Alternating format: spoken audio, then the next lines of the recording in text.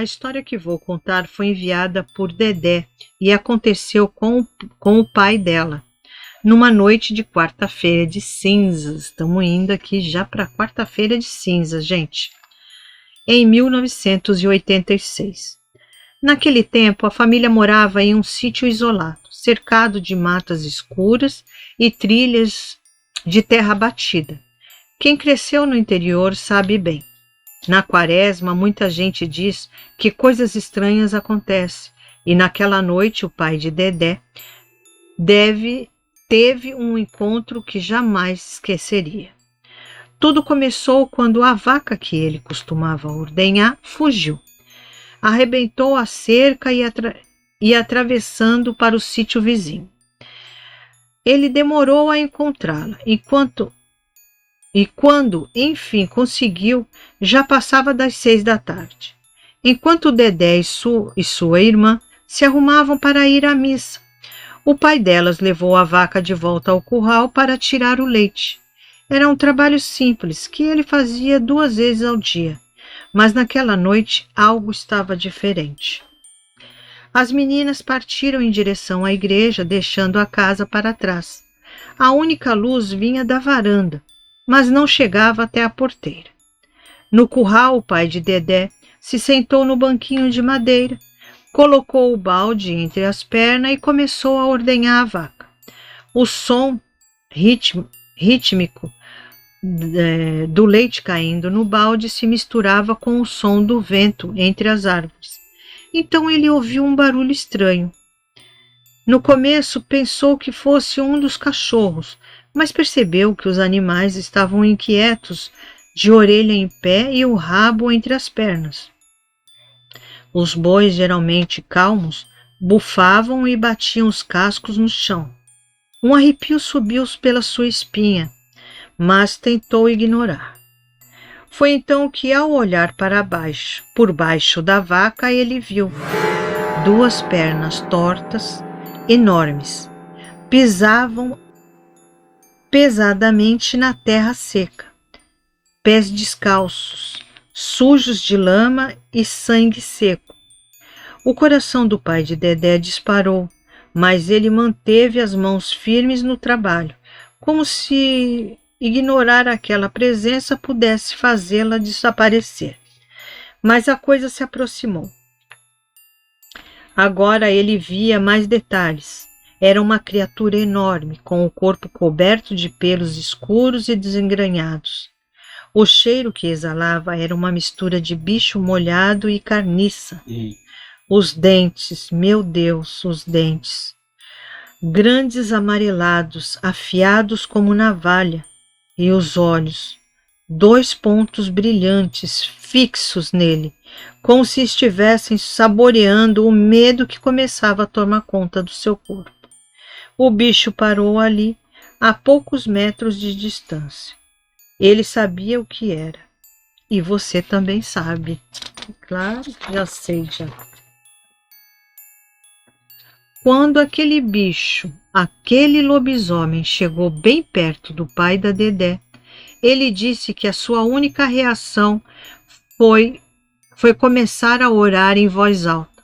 Sentiu um medo profundo, mas em meio ao pavor, lembrou-se das orações que aprendera desde criança.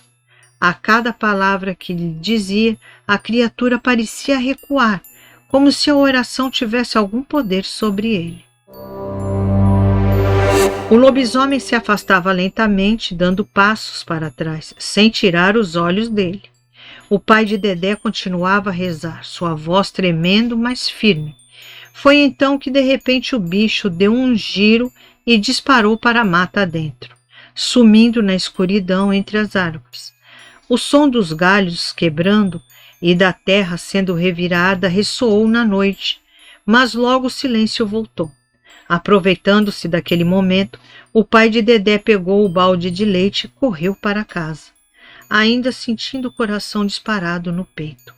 Assim que atravessou a porta, contou tudo para a mãe de Dedé, ainda ofegante.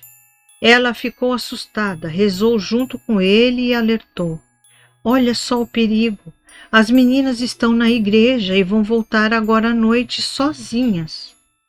A noite já havia caído por completo quando Dedé e sua irmã terminaram a cerimônia na igreja e voltaram para casa. Mas ao se aproximarem da porteira, estranharam algo. Seu pai estava lá, parado, segurando um facão. Pai, aconteceu alguma coisa? Perguntaram preocupadas. Ele não respondeu de imediato, apenas o acompanhou para dentro de casa. Foi só lá dentro que a mãe delas explicou tudo. Estão vendo? Vocês ficam até tarde na rua. Olha o perigo. O pai de vocês viu um lobisomem aqui no curral. O sangue das meninas gelou. Sentiram um arrepio na espinha e seus corações dispararam. Depois daquela noite, nunca mais voltaram para a igreja sozinhas, somente quando alguma visita vinha à casa e as acompanhava. Elas se sentiam mais seguras para ir. Caso contrário, preferiam ficar. Os pais delas eram evangélicos e não frequentavam a igreja católica, mas as meninas haviam sido batizadas. Talvez pensavam, essa fosse a razão para que o bicho não tivesse esperado por elas no caminho escuro de volta para casa.